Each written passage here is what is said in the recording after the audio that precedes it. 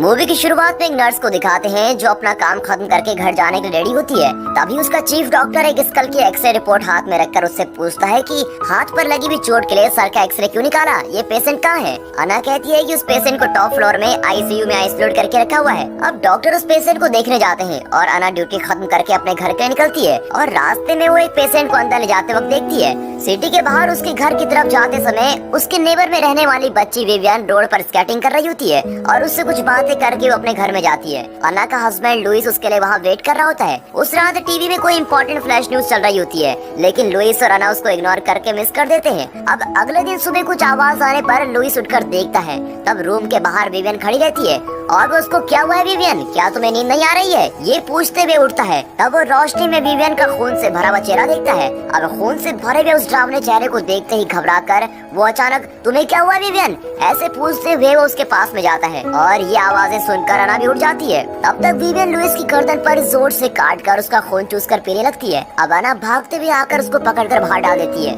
लेकिन वो फिर से उठकर पागलों की तरफ उनकी तरफ भागती है और ये देखकर अना दरवाजा बंद कर देती है और लुइस को उठाकर बेड पर लेके जाती है। लुइस की गर्दन से बहुत ही ज्यादा खून बहने लगता है और उसको हॉस्पिटल ले जाने के लिए वो किसी को फोन लगाती है, लेकिन लाइन कनेक्ट नहीं होती और वो फोन ट्राई करती रहती है। तब तक लुइस नॉर्मल तरीके से उठकर चलने लगता है और उसे देखकर शॉक होकर वो लुइस लुइस करके पुकारने लगती है। अब जैसे ही वो देखती है तो वो ज़ॉम्बी में बदल गया है। अब लुइस उसे काटने के लिए चेस करने लगता है और वो तेजी से भागकर बाथरूम में जाकर दरवाजा बंद कर देती है और भागते समय उसने अपने कार की चाबी भी हाथ में ले ली होती है। वो बाथरूम की खिड़की खोलने की कोशिश करती है, मगर उससे वो खुल नहीं पाती और तब तक लुइस बाथरूम का दरवाजा तोड़कर अंदर आने की कोशिश करता है और अना भी हड़बड़ाते हुए उस विंडो को खोलने का प्रयास करती है और किसी तरह वो खुलते ही वो उसमें से बाहर जंप कर देती है। अब कार की तरफ भागते समय वो एक आदमी को देखती है जिसके पास गन है और वो उससे हेल्प मांगती है, लेकिन अना के कपड़ों में खून देखकर वो आदमी उसको बंदूक दिखाकर धमकाता है और उसी समय एक ट्रक से टकराकर वो आदमी स्पॉट पर ही मर जाता है। कई लोग ज़ॉम्बी बनकर यहाँ वहाँ भाग रहे होते हैं। एक नर्स होने के कारण वो ये सब देखकर सैड होने लगती है और तभी लुइस तेजी से भागकर बाहर आता है। अना कार में बैठकर कार स्टार्ट करने की कोशिश करती है, लेकिन तब तक लुइस कार पर चढ़कर उसके शीशे को तोड़ने लगता है। कार स्टार्ट हो जाती है और फिर से वो उससे बाल बाल बच जाती है और वहाँ से एस्केप हो जाती है। अब रास्ते में कुछ लोग उसकी हेल्प मांगते हैं, लेकिन उसे किस पर भरोसा करना चाहिए किस पर नहीं, कौन ज़ॉम्बी है कौन इंसान है, ये सब समझ में नहीं आता और वो लड़खड़ाकर कार को गलती से डाइवर्ट करती है, जिससे कार एक पेड़ पर जाकर टकरा जाती है और अना बेहोश हो जाती है। होश में आते ही वो पुलिस केनेथ को देखती है और उसके हाथ में गन होती है। पहले वो उसे अनडाउटली देखता है, मगर कुछ देर में उसे रियलाइज होता है कि वो ज़ॉम्बी नहीं है और फिर वो उसे अपने साथ कहीं लेके जाता है। तब वो सामने माइकल, एंड्रयू और एंड्रयू की प्रेग्नेंट वाइफ लुआ को देखते हैं। एंड्रयू के पास भी गन होती है, पर केनेथ उससे कहता है कि चलो इस तरफ चलते हैं, लेकिन माइकल कहता है कि इस तरफ जाना है तो उधर से ही जाना होगा, क्योंकि उस रास्ते में पूरे ज़ॉम्बी भरे पड़े हैं और हम वहीं से बचकर यहाँ आए हैं, इसलिए हम अभी मॉल जा रहे हैं क्योंकि वहाँ हम सब सेफ रह सकते हैं। आप भी हमारे साथ चलिए, ऐसा कहता है और वो सभी लोग मॉल जाते हैं। मॉल का दरवाजा खोलने की कोशिश करते समय कुछ ज़ॉम्बीज़ उनको अटैक करने आते हैं। तब किसी तरह से उनसे बचकर वो लोग मॉल के अंदर चले जाते हैं। अब अंदर कोई प्रॉब्लम हो सकती है ये सोचकर वो केयरफुली आगे बढ़ते हैं। तब वहाँ एक वाटर फाउंटेन को देखते ही केनेथ, लुआ और तीनों वहाँ रेस्ट कर लेते हैं। माइकल और एंड्रयू अलग अलग जगहों पर जाकर चेक करते हैं कि वहाँ कोई है तो नहीं। माइकल जहाँ गया होता है तो वहाँ ट्रायल रूम में कुछ हलचल नजर आती है। तब वो हाथ में एक लकड़ी लेकर धीरे से ट्रायल रूम के पास जाकर डोर ओपन करता है। तब अंदर एक ज़ॉम्बी इंसान का पेट फाड़कर खा रहा होता है और माइकल को देखते ही वो उसको काटने के लिए भागता है और माइकल उसके सर पर एक नाइफ घुसाकर वहाँ से एस्केप हो जाता है। फिर लुआ को एक ज़ॉम्बी अटैक करने आता है और तभी उसको बचाने के लिए केनेथ उसके साथ फाइट करता है और इस फाइट में केनेथ के हाथ पर गहरी चोट लग जाती है और उसके हाथ से बंदूक छूट जाती है, लेकिन फिर भी वो उससे लड़ता रहता है। तब अना केनेथ की गन लेकर ज़ॉम्बी को शूट करने लगती है, लेकिन एम मिस होने के कारण उसे कहीं और लग जाता है और वो ज़ॉम्बी इससे मरता नहीं है, पर वो केनेथ को छोड़ देता है। अब यहाँ रहना सेफ नहीं है ये समझकर सभी लोग लिफ्ट के पास जाते हैं और लिफ्ट का दरवाजा खुलते ही सामने 3 लोग बंदूक लेकर खड़े हो जाते हैं, जो उस मॉल के सिक्योरिटीज हैं, जिनका नाम है सीजे, बर्ट और टेरी। सीनियर सिक्योरिटी सीजे कहता है कि ये हमारी जगह है, आप लोग यहाँ से चुपचाप निकल जाइए, यहाँ पर हम किसी को अलाउ नहीं करते क्योंकि ये वायरस बड़ी तेजी से फैल रहा है, इसलिए आप जहाँ से आए हो वहीं लौट जाओ। तब एंड्रयू उनसे कहता है कि लुआ प्रेग्नेंट है और हमसे आपको कोई प्रॉब्लम नहीं होगी, ये कहकर उन्हें कन्विंस करने की कोशिश करता है।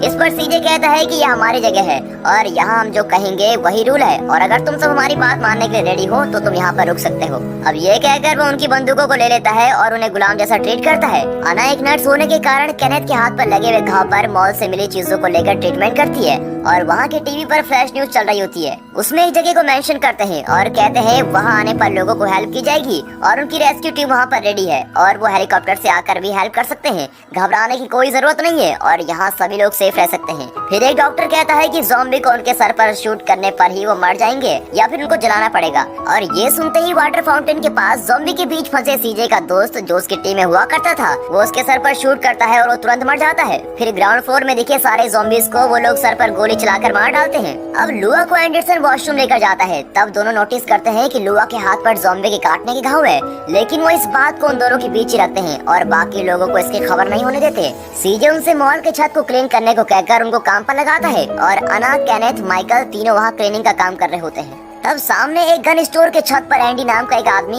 एक व्हाइट बोर्ड में कुछ लिखकर दिखाते हुए खड़ा रहता है और ये लोग बाइनोकुलर से देखने लगते हैं। वो ऐसे लिखकर किसको दिखा रहा है ये समझ में न आने पर वो लोग ऊपर देखते हैं तो वहाँ पर रेस्क्यू टीम हेलीकॉप्टर में आई होती है और तभी ये लोग हाथों से इशारा करते हैं और उनको बुलाने की कोशिश करते हैं, लेकिन वो हेलीकॉप्टर वाले इनको इग्नोर करके चले जाते हैं। वो भी बेचारे कितने लोगों को एक साथ रेस्क्यू कर पाते।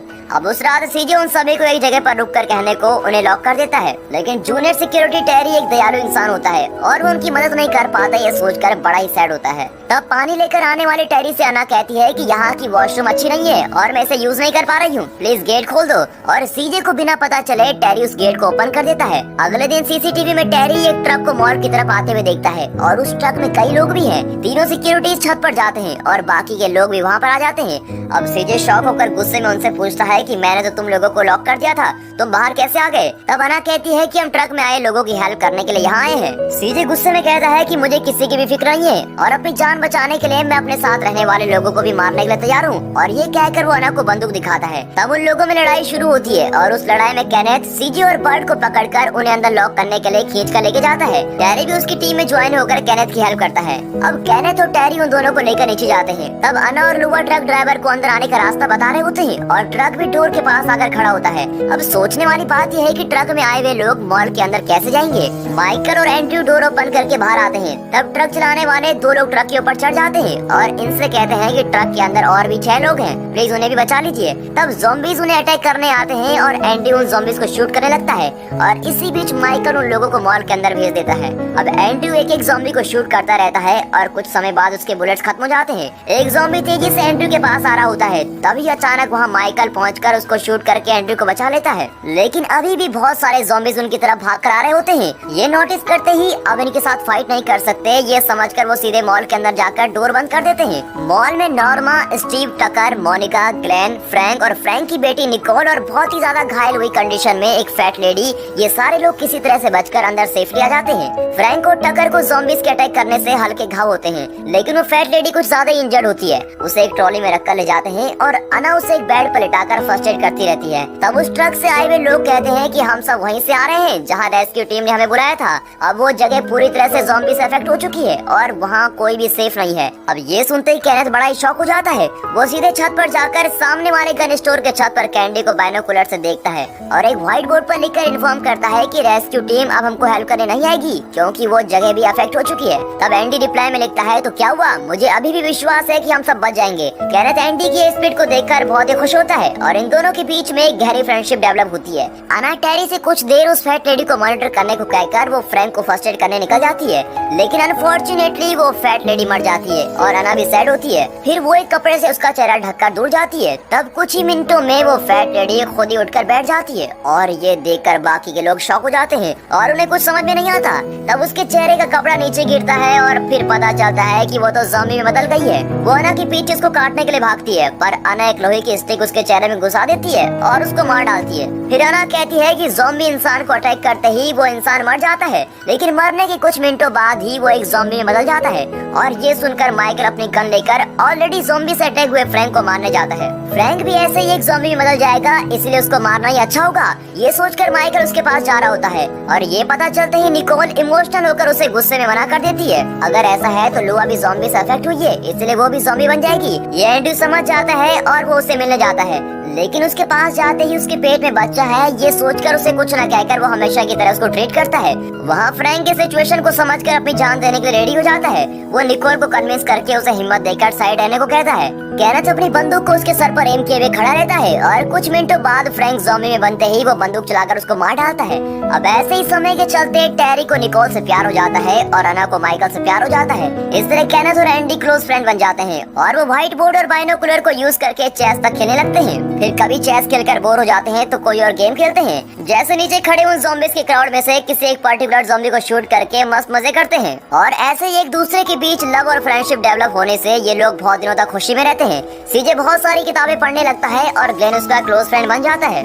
यहाँ अना एंडी से पूछती है कि लुआ को देखकर काफी दिन हो गए, वो कैसी है, और एंडी उसको टालते हुए कहता है कि वो ठीक है, अब वो अकेली होगी मैं जानता हूँ कहकर वो वहाँ से चला जाता है। तभी वहाँ पावर कट हो जाती है और डिलीवरी पेन में तड़प रही लुआ के हाथों और पैरों को बेड के साथ चेन से बांध दिया जाता है। वो उसे कहता रहता है कि यहाँ पावर कट है और इसी समय अगर तुम चिल्लाओगे तो बाहर सुनाई दे सकता है, प्लीज चिल्लाओ मत। उसी समय बाकी लोग सीजे से जाकर हेल्प मांगते हैं क्योंकि जनरेटर रूम में जाकर ही पावर ऑन होगी और वो रास्ता सिर्फ सीजे को ही पता होता है और इसके लिए सीजे भी ओके कहकर केनेथ की टीम के साथ ज्वाइन हो जाता है। फिर माइकल, सीजे, बर्ट और केनेथ ये चारों पार्किंग एरिया के रास्ते से टॉर्च लेकर जनरेटर रूम की तरफ जाते हैं। जाते समय पार्किंग एरिया की दीवार में लगे हुए खून को देखकर वो सभी घबराने लगते हैं और उसी समय वहाँ किसी के चलने की आवाज आती है। आवाज आने वाली दिशा पर केनेथ अपनी बंदूक एम करके शूट करता है। तभी वहाँ एक डॉग आकर खड़ा होता है। माइकल को वो डॉग बड़ा ही पसंद आता है और वो लोग उसको पास बुलाते हैं। तब वो डॉग भी बहुत दिनों के बाद इंसानों को देखने के कारण दौड़कर माइकल के पास चला आता है। ये डॉग नॉर्मल होता है और वो उसका नाम चिप्स रख देते हैं। तभी अचानक एक ज़ॉम्बी ऊपर से बर्ट के ऊपर गिरकर उसकी गर्दन काटने लगता है। बर्ट बहुत ही ज्यादा घबरा जाता है और सीजे ज़ॉम्बी को शूट कर देता है, लेकिन फिर वहाँ और भी ज़ॉम्बी आने लगते हैं और बर्ट को पकड़ लेते हैं। अब इसे बचा नहीं सकते ये सोचकर बचे हुए 3 लोग जनरेटर रूम में जाकर डोर बंद कर देते हैं,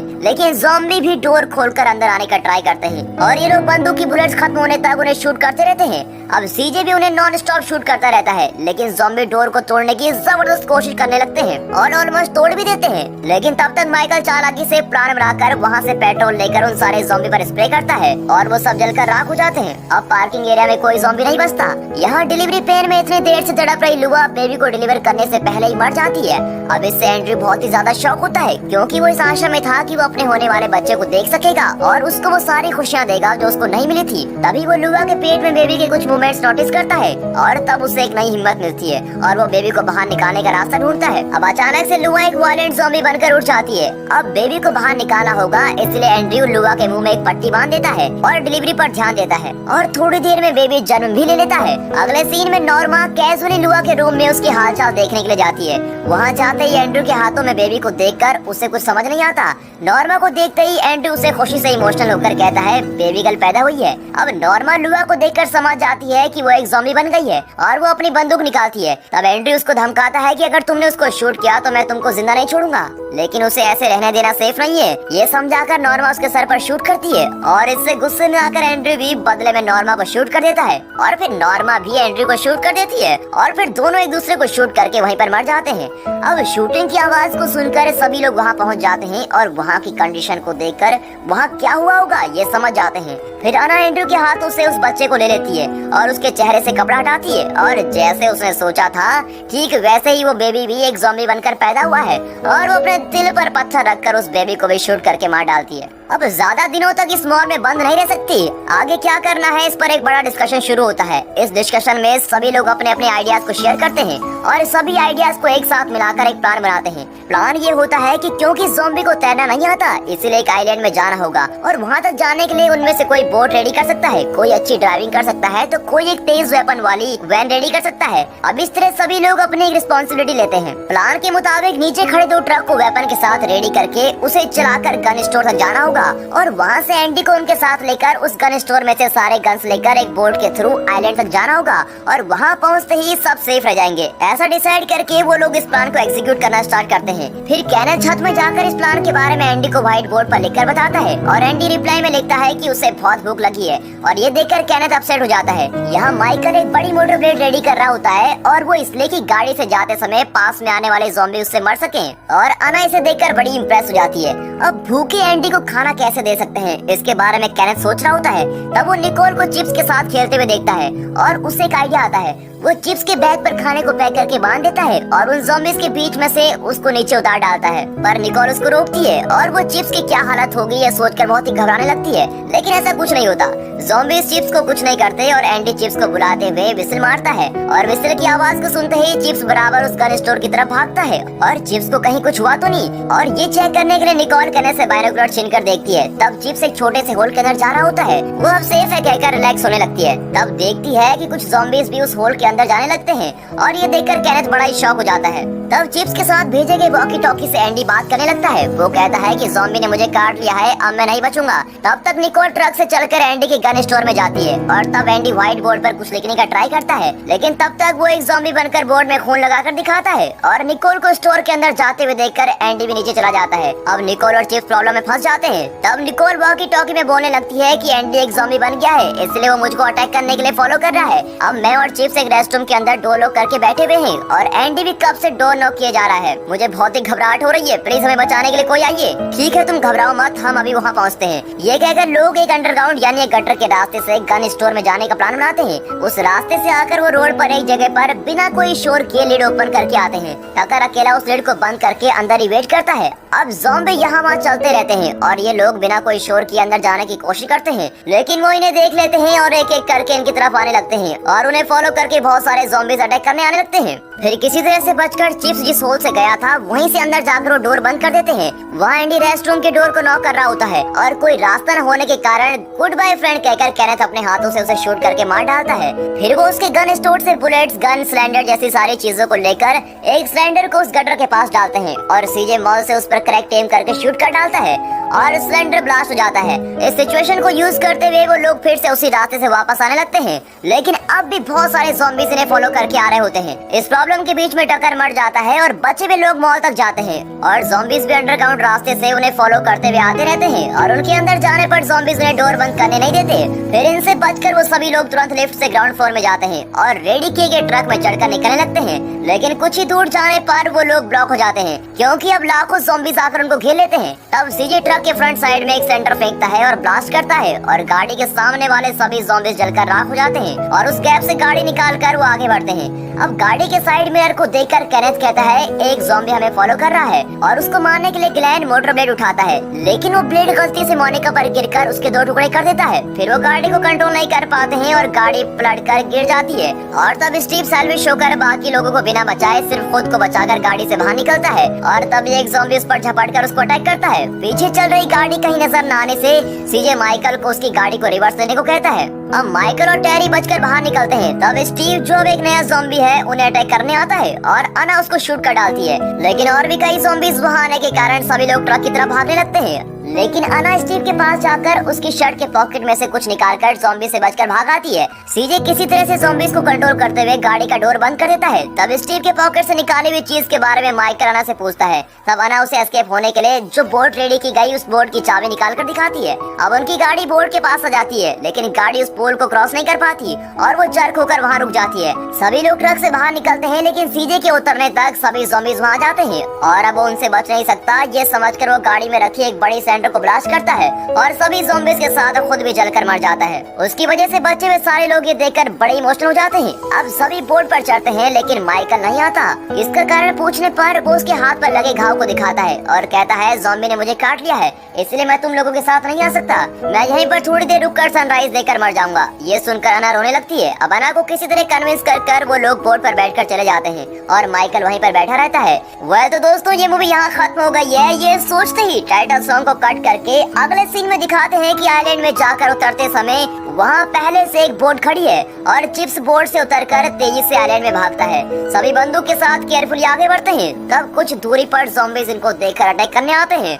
और इसी के साथ अब ये मूवी यहाँ पर खत्म होती है। दोस्तों ये सब रियल लाइफ में तो नहीं हो सकता, लेकिन एक गेम के लिए पूछता हूँ, अगर आप लोग ऐसी सिचुएशन में होते तो सामने से आ रहे ज़ॉम्बीज़ को देखकर क्या